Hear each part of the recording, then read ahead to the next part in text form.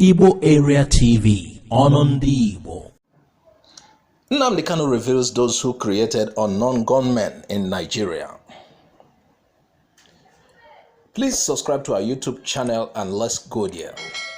IPOB's leader, Nnamdi Kanu, according to a report, is said to have revealed those who created the unknown gunmen in Nigeria. He revealed that the Nigerian army and the Nigerian police force created the unknown gunmen. Through a post shared on Twitter where a Nigerian army officer was seen forcing an innocent civilian inside the sewage, he said that as soon as the man crawled out of the filthy sewage, he metamorphosed into deadly phenomenon known as Unknown Gun Men UGM. He further noted that the unspeakable evil of the Nigerian Army headquarters and the Nigerian police created this monster that is now consuming them.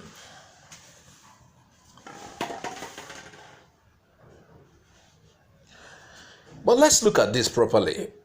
Is he wrong about what he said? I'm not trying to justify anyone's action, but I wonder why people would be killed because they want to be freed, because they want a better life, because they say they are marginalized and this must stop. Should people be killed because they cry maltreatment and want you to give them freedom rather than continue to oppress them?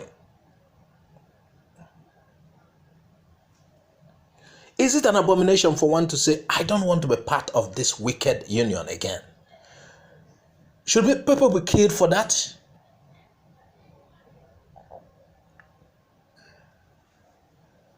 Please, viewers, add your comment, tell us what you think. Nnamdi Kanu is claiming that the Nigerian army and the Nigerian police, by their attitude to the civilians, created the unknown gunmen that is causing havoc in the country currently. What do you think?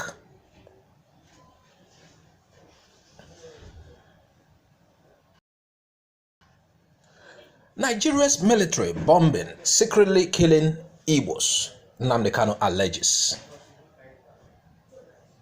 The IPOB's leader has also accused the Nigerian military of secretly killing Igbo people in Akwa Ibom and other states.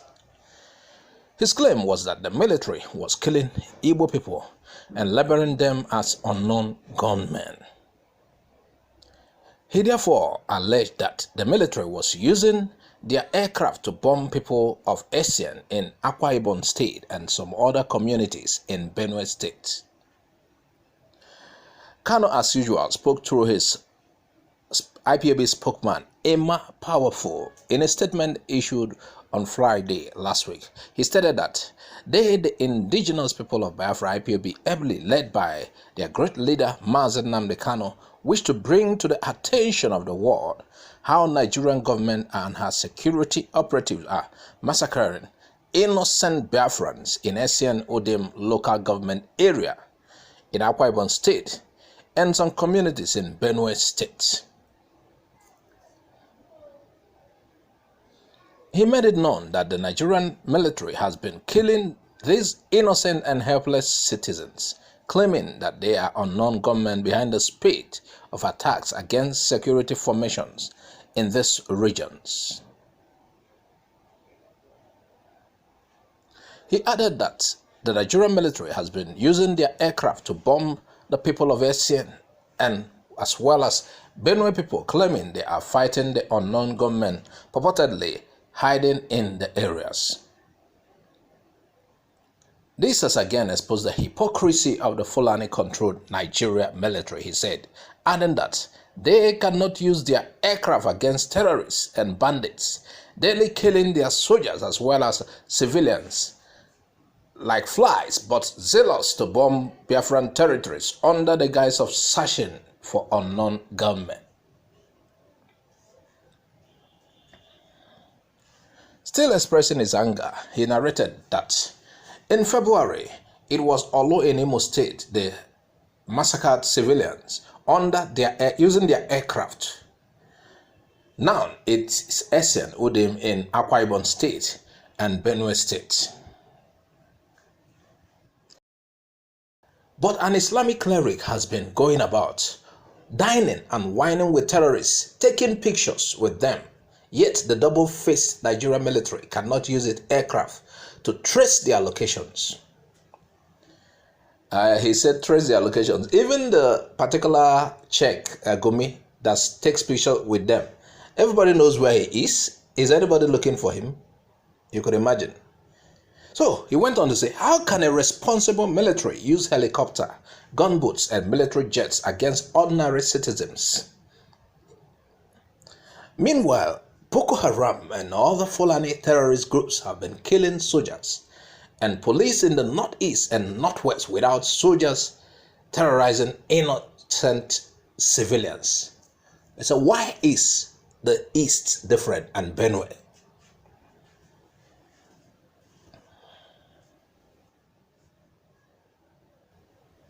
Okorocha's aide applauds Uzodinma's development strides.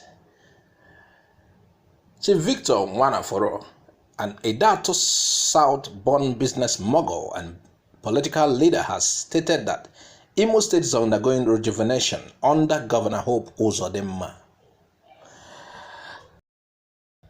The former Deputy Chief of Staff Operations under the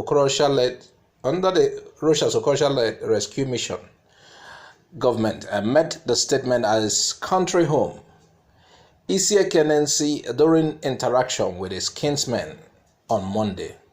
He insisted that the present government must be applauded for the focus, vision, and foresight it has exhibited, describing Uzodinma as a man of few words but full actions. He therefore stated that the people must recognize the fact that they have a government that has shown so much love for her people, adding that they have more appointees than most other local governments. Heaping praises on the governor, Nwanaforo noted that Uzodinma's 1 year in office has done well, especially in the area of quality roads and ensuring that due process is enthroned. Sustainable development is what we need. Our area is prone to ecological changes. What our people want is somebody who is detailed and prepared to face the daunting challenges, and with Governor Hope Uzodinma's penchant for success in anything his mind goes to. Such is the partnership we need, he urged. He therefore called on the Idato nation to back Governor Hope Uzodinma as he pledged his unwavered support for him. Well, is this guy switching camp, or Uzodinma's hammer is coming his way? You know, whenever you are trying to hammer you, you might begin to dance to the tune of the owner of the hammer. You know, politicians, especially in Nigeria, are something else. Meanwhile, if Uzodinma is truly working in Imo State, he must be applauded, even though he entered office by Wuruwuru. He would outperform all other governors that have come in Imo State and make Imo State at least like Lagos. I too, at Igbo Area TV, will hail him.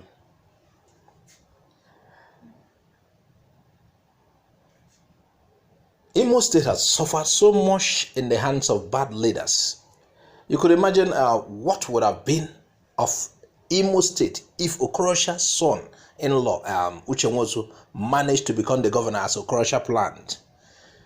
The university wouldn't have been recovered. The estate that has almost 100 buildings. How did Okorocha get the estate? Who gave him the land? It wouldn't have been recovered because Uchenwozu will still cover it up, and even still more. He will even seize more property for himself. And at the end of the tenure, you realize more than half of Imo State belongs to Okorocha and his relatives. A particular elder will say these government officials, these elites rolling us are terrorists. They are even worse than the small thieves. So viewers, please tell us what you think. Add your comment on the comment section. Click on the bell icon to subscribe to our channel if you haven't. Bye for now. Thanks for watching Igbo Area TV. Please subscribe to our YouTube channel. Also click the bell icon. Like our Facebook page. Join our Facebook group. Follow us on Twitter and Instagram. Bye for now.